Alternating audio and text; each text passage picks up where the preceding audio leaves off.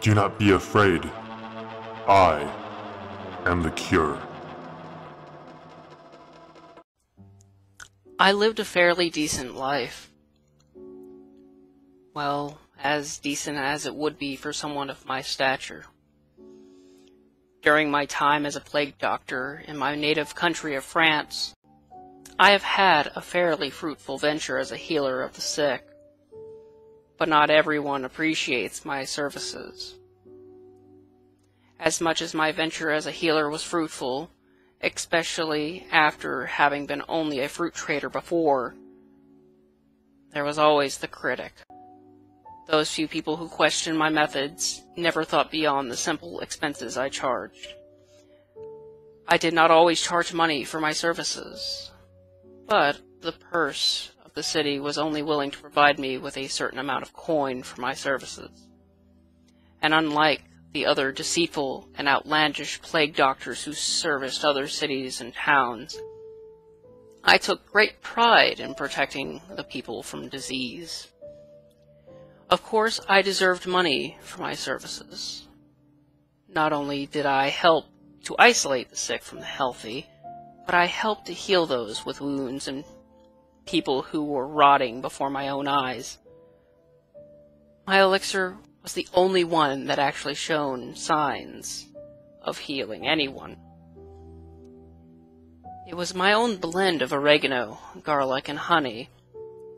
And as for the open, rotting flesh of the soon-to-be-deceased, I used a mix of consecrated liquor and garlic. The pain from the ethanol healed their wounds, and my blend of honey, garlic, and oregano helped to soothe and heal those who had fallen ill to the sickness. Most readers who will find my document will wonder why an esteemed doctor such as myself would be revealing my secret at all. Well, the matter is that there is not much time left for me. It started 3 days ago as I was making my rounds throughout Paris, and I was on house calls to aid in healing those who had fallen with the most terrible of diseases, the Black Death. I readied myself for my small home within the city, prepared the elixir I would keep within my mask to prevent contact with foul air, and I readied my remedies and equipment to go about my day. I made sure to re-examine the cases that were messaged to me by my mail. I first went to the home of an elderly couple. I wanted to simply skip them because they had lived a fulfilling life already, but they insisted that they would fill more coin in my purse, so I complied. I made a visit to their small home, and I examined the wife who was ill in her bed. "Is there any hope for my wife, doctor?" I fed her the dose of my elixir and rubbed the concentrated liquor on the bumps that emerged upon her skin. Her husband was a bit abrasive about the pain that his wife was experiencing. "Why are you harming my wife? Unhand her!" He forced my hands off my patient. My patient. She may have been his wife, but she would not remain his wife for long unless I treated her for her illness. "Sir, your wife is terribly ill, and although my elixir may be painful, it is proven to heal." "How does your witchcraft heal anyone, you false healer?" I was about to repay this foolish shoemaker when his wife spoke to stop the argument. "My husband, please. I'm doing better." It was these words that she croaked that gave the man some hope.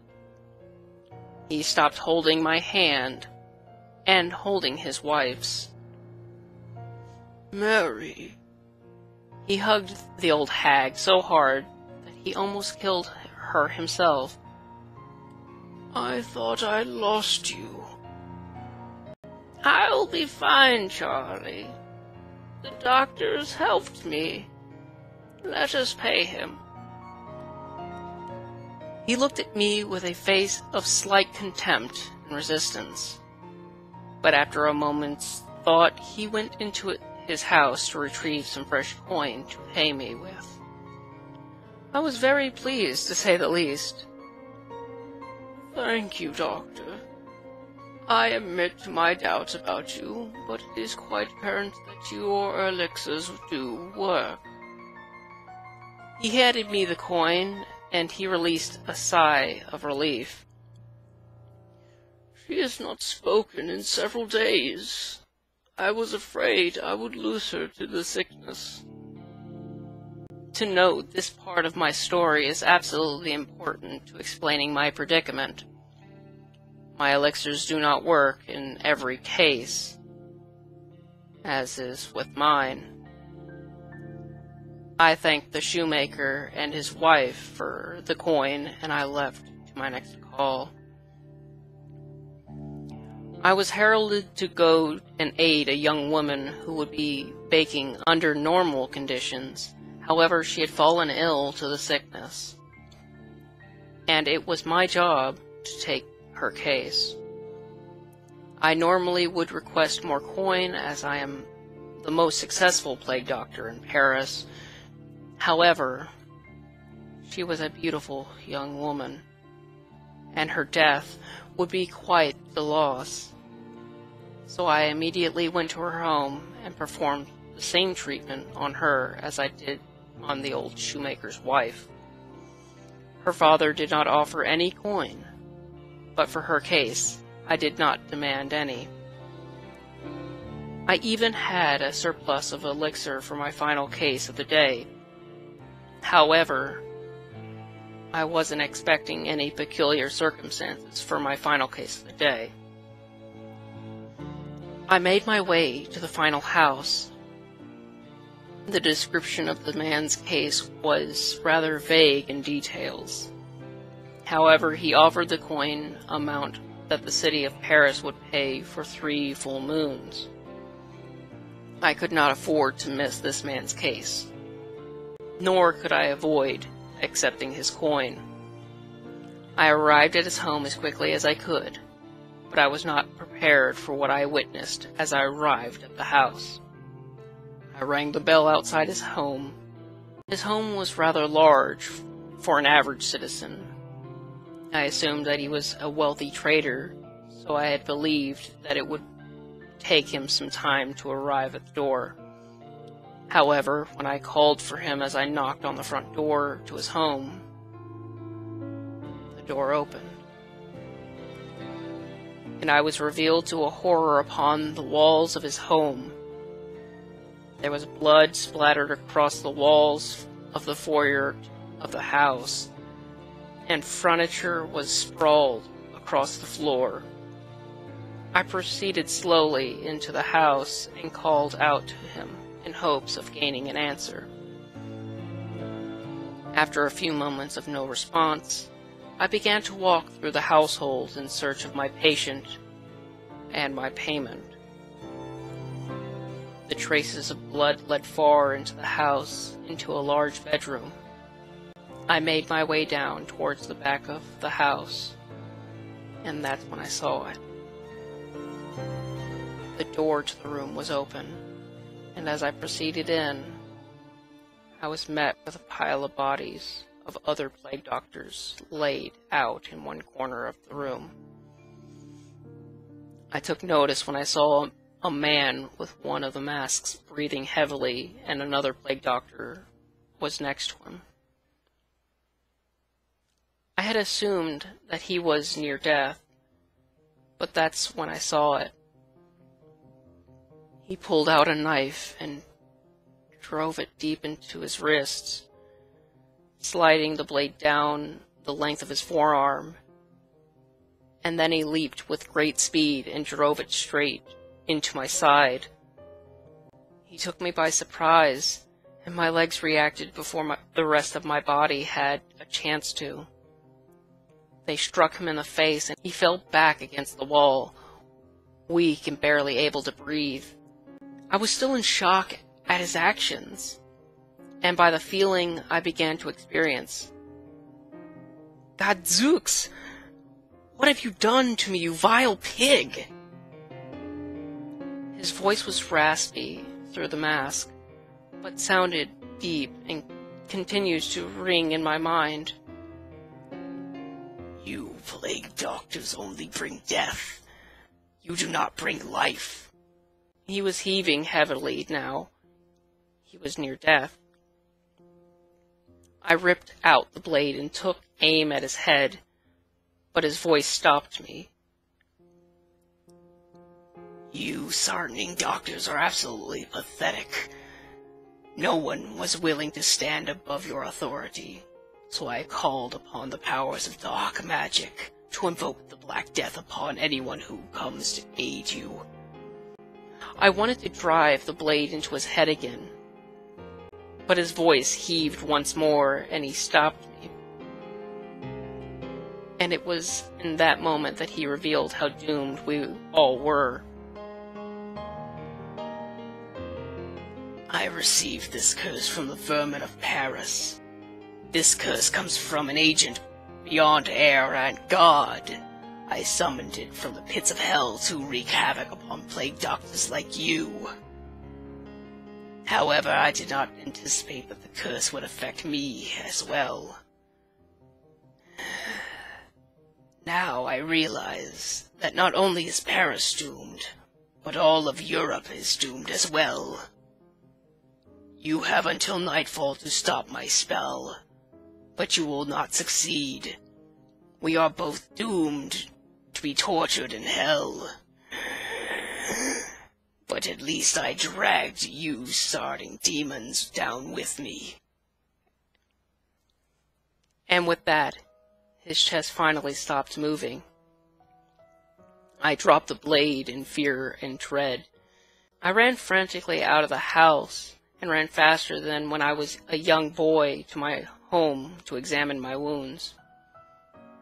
I immediately began to remove my clothing and reached for my elixirs and fabrics. I poured the concentrated liquor over the wound and stuck 2 cloves of garlic to the opening of the wound. The pain was very great, but it did not show much improvement.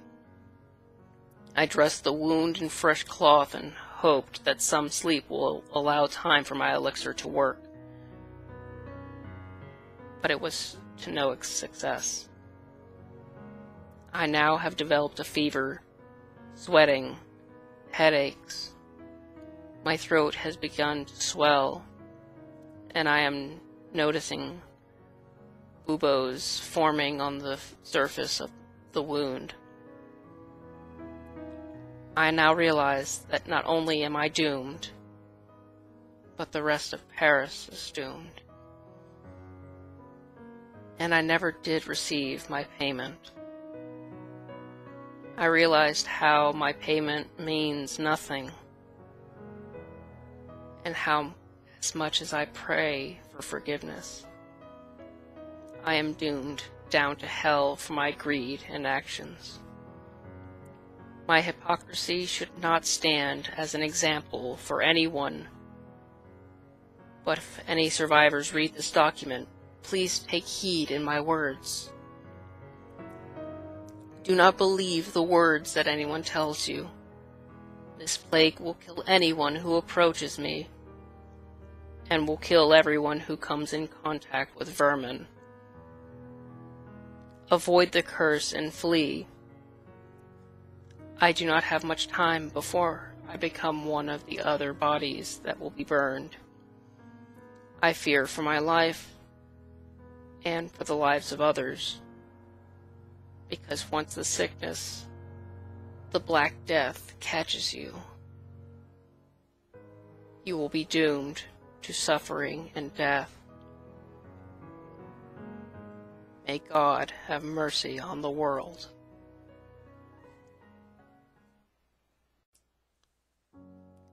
Hey guys, it's Dr. Creepypasta. Thank you all for coming. I hope you enjoyed this video. First off, I want to give a big shout out to Raener Lewington, who allowed me to be able to read this story.